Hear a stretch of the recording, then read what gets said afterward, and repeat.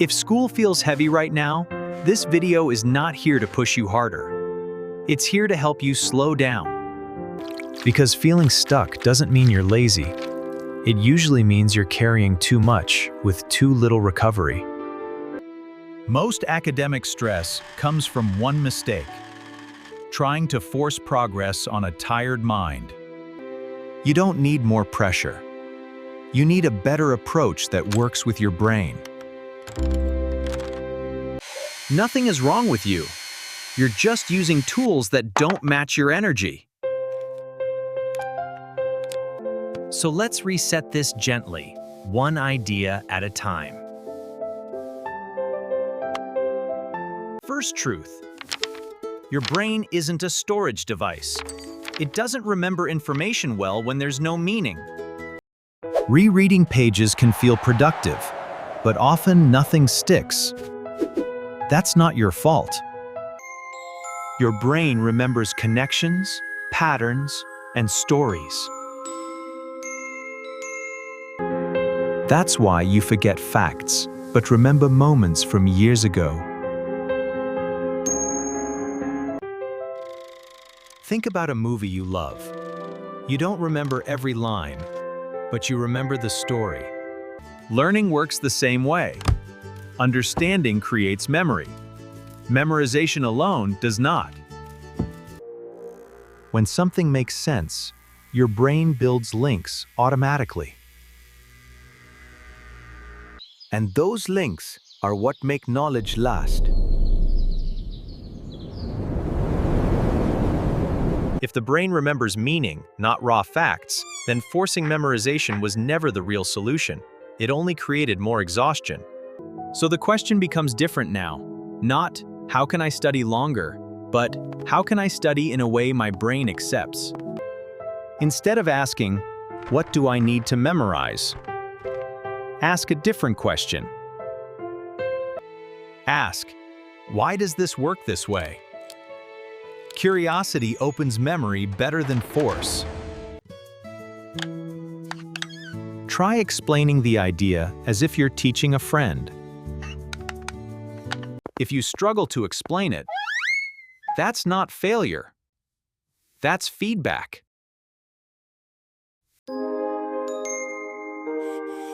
It shows you where to slow down, not where to quit. This approach often takes less time and far less energy. Studying smarter feels quieter. There's less panic, less overwhelm. It doesn't look impressive, but this is how learning actually lasts. But even with better methods, most people still get stuck at one point. They don't start. And this is where motivation enters the story, not as a solution, but as another misunderstanding. Second truth: motivation is unreliable. Some days it appears, most days it doesn't. Waiting to feel motivated creates unnecessary stress and delays action. Habits work differently. They don't depend on emotion. They depend on structure. A habit doesn't ask, how do you feel today? It simply begins. That calm predictability protects your mental energy.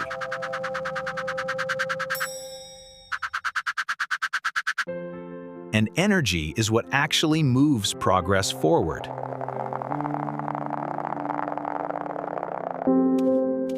You don't need intense routines. You need gentle ones that repeat. Consistency grows best in calm conditions. Habits sound simple in theory, but the brain still resists big changes. That's why the size of the first step matters more than people think.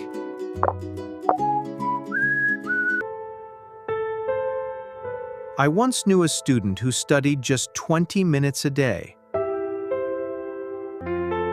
No all-nighters, no panic, No dramatic motivation. They showed up quietly, even on low-energy days. Over time, their confidence grew. Not from pressure, but from trust. This is why starting small matters.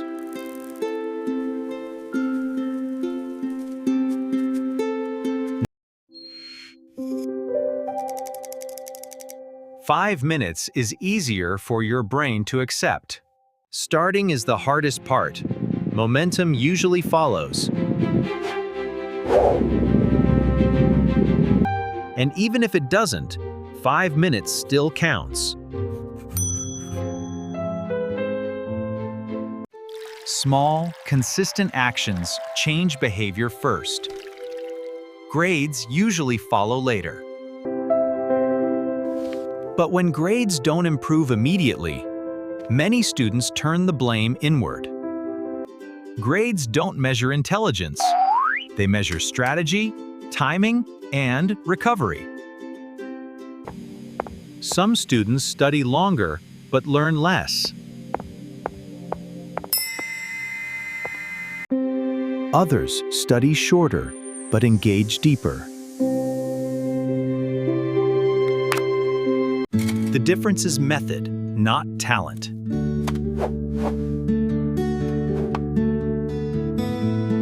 Low grades are not a verdict. They're information. They show what needs adjusting, not who you are.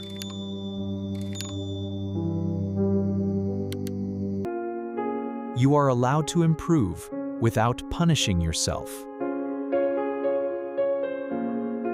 Techniques can be learned. Self-worth doesn't need proving. Better strategies alone are not enough. They need the right conditions to work. That's where routine, rest, and environment quietly shape results. You don't need a perfect routine.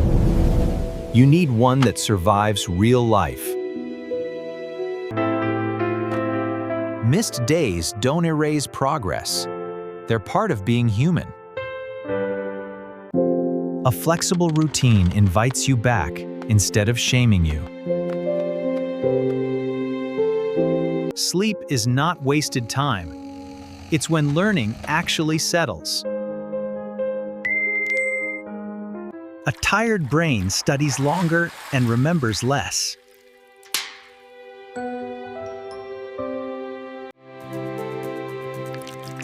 Rest is not weakness. It's cognitive maintenance.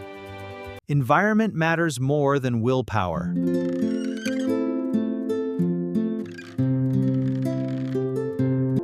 Being around focused people makes focus easier.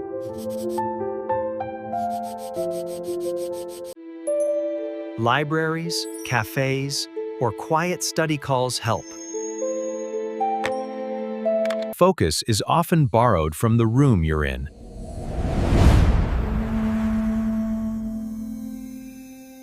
When routines ignore recovery, they slowly turn into pressure. And pressure, over time, leads to burnout.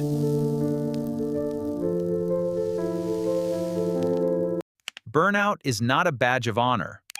It's a warning sign that something is unsustainable. Suffering doesn't equal commitment. It usually leads to collapse. Rest doesn't mean quitting. It means protecting your future energy. Recovery and discipline work together.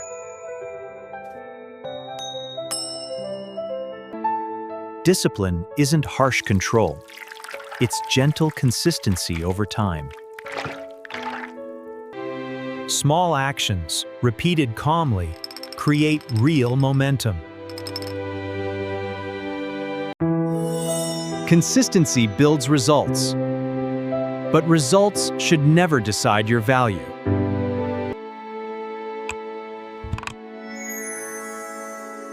That's the final piece most people never hear. Your GPA is data, not your identity, not your potential. Move gently, stay consistent, simple steps, steady progress. Subscribe if you want to grow without pressure.